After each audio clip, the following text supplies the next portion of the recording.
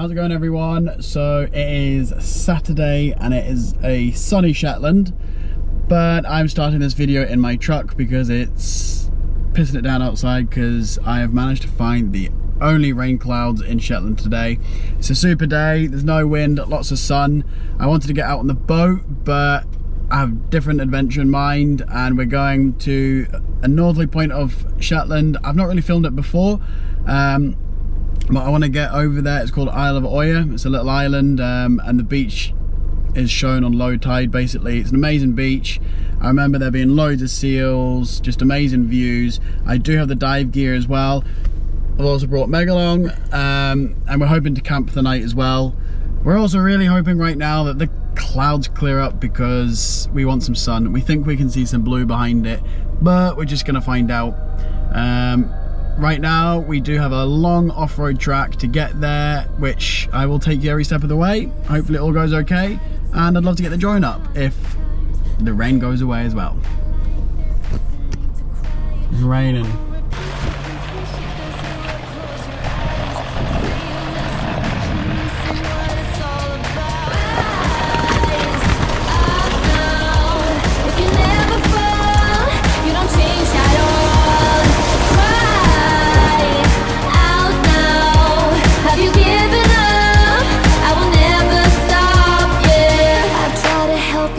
You keep reading between the lines. There's nothing there for you to complicate. We're not aligned. You say you listen, but guessing that's just another sign. Not growing up, you're growing old. Your life keep passing by. Up now. If you never fall, you don't change at all. Cry out now. Have you given up? I will never stop.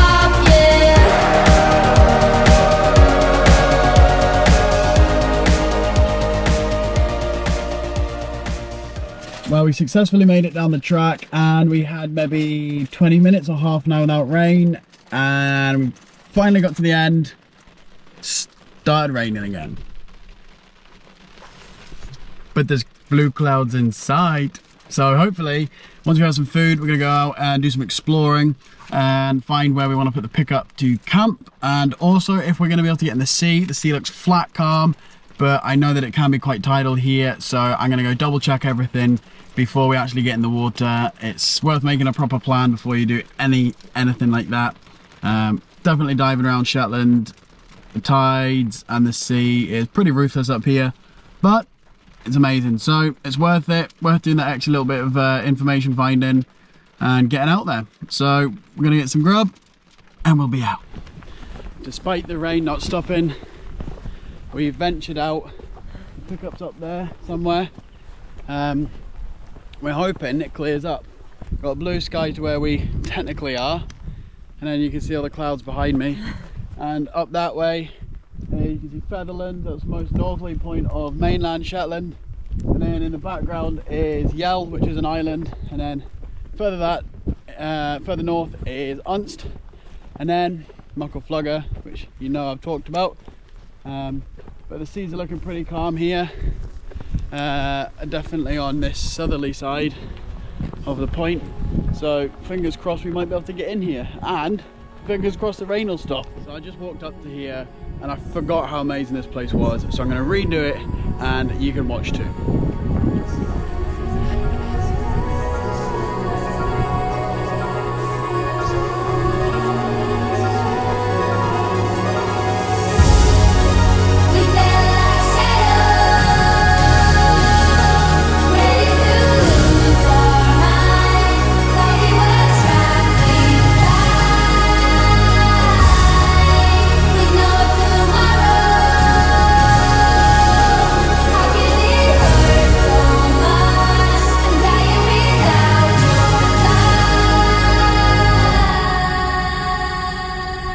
How mad is that?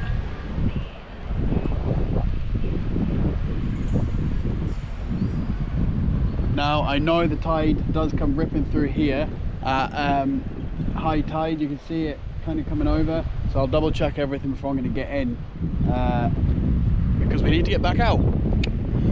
So we can't, well, We don't know what the weather's doing. As you can see, it ain't looking good behind me, but over there it looks lovely. I'm mixing some lube up, some octacool, because we're going to jump in our suits and we're going to go down there to the beach, and we're going to get in and we're going to go for a swim around the corner.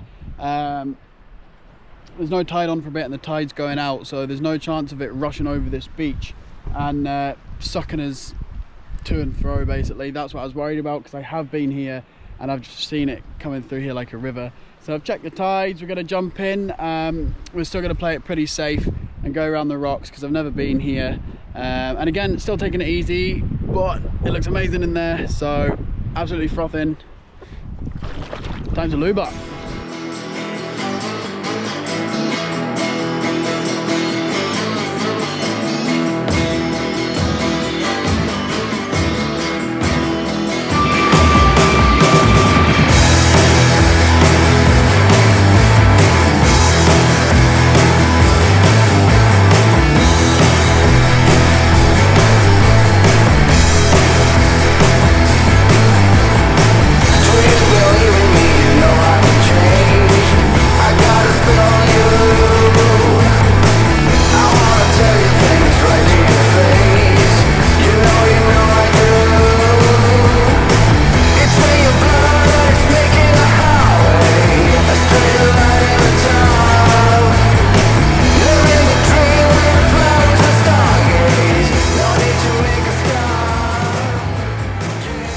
And just like that, we went from crazy driving off-road to the end of the point, and then rappelling all the way down this rocky, slippy surface to get into the water. And now we're going to enter a completely different world that's still and calm, well, thankfully today, and just full of life. There's sand eels everywhere, and with that brings a whole load of other sea life. You've all these seabirds here. And this is the first time I've managed to get this close to a puffin and even film all these gillimots launching themselves off the rock, which is pretty cool to see.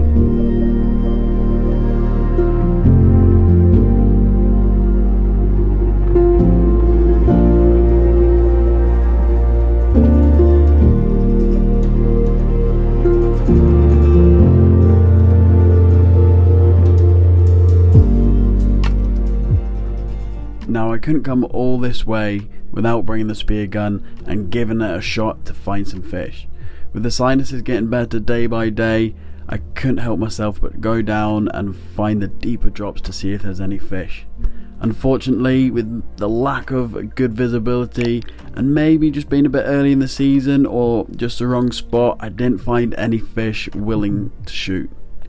But I did see a lot of fish moving about, your smaller fish, your baby pollock, or a whole load of coal fish. Now these are great signs, and it probably won't be long before they start showing up.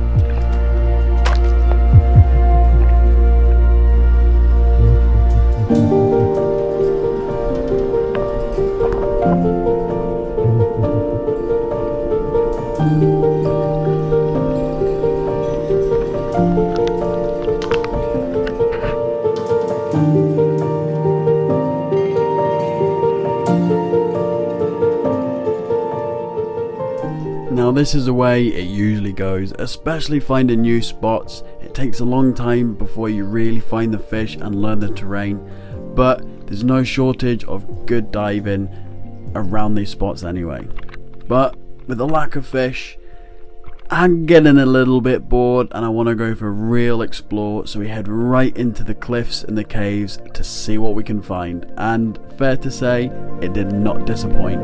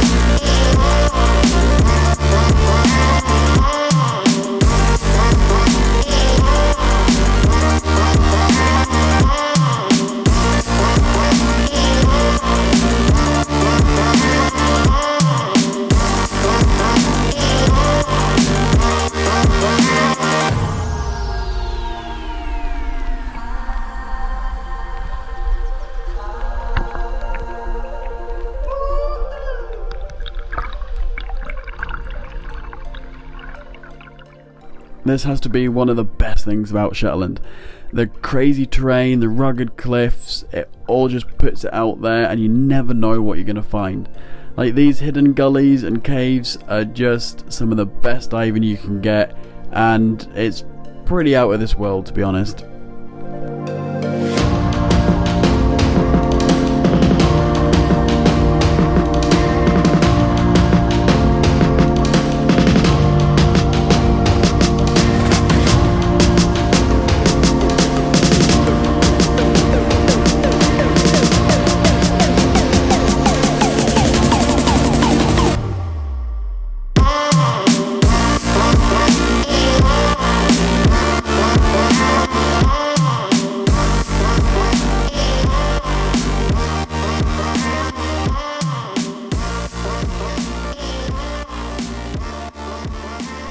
Eventually we had to peel ourselves away from this place. We could have just dived and searched all these places all day, but we were getting a little bit cold and hungry, and with the weather starting to turn for the better, we thought, let's get out. So we swam back through all the birds and all the sand eels to the amazing beach now the tide has went down. One thing we had to do though was get back up that slope and drag ourselves up that rope.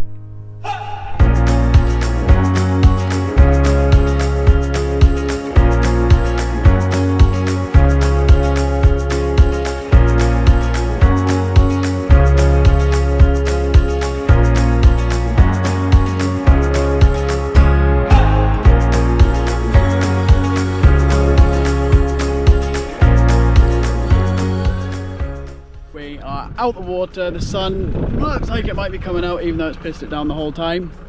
However, we do have one bit of luxury. We have a gas powered shower. We both decided, well, Meg was pushing this because if we're going out on adventures, at least we can have a nice warm shower before we get in the roof tent and stuff like that. This is hot tap by Julka. I must admit, it's an amazing bit of kit. I've just been around France with the parents and even they used it. They absolutely loved it.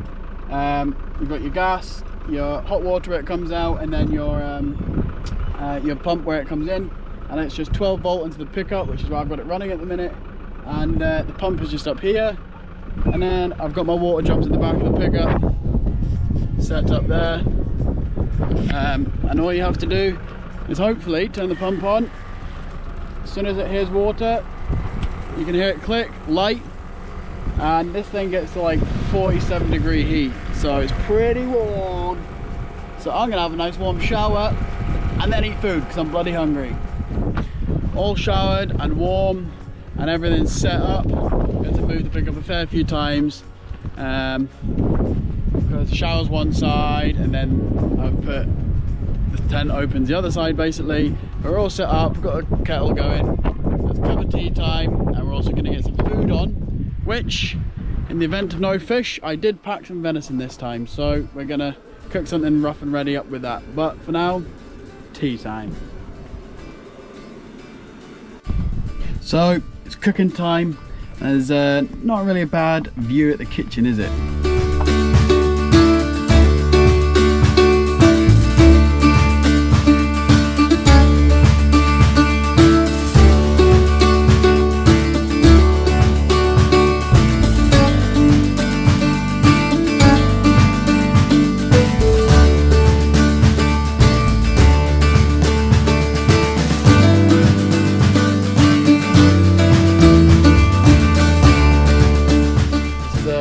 Backstrap venison from maybe the first outing from me and Meg going to shoot the deer.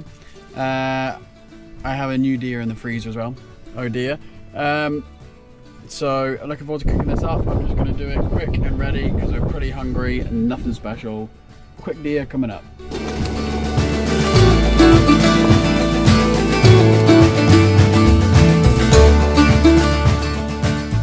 Now the last thing I want to do right now is spend hours slaving away in my beautiful kitchen on top of the hill. I want to be eating food, having a beer and watching the sun go down. So I'm going to do it pretty quick. I'm going to just chop some veggies up, get them in the pan, and with the venison, chuck a whole load of spices on it that I think makes sense. That cayenne pepper, smoked paprika, salt, pepper, and then I'm going to sear it hot as I can each side and then cook it slowly. And most important thing of all, I'm gonna let it rest for as long as I can. Once all the other stuff is ready, boom, chop it up on top and ready to eat.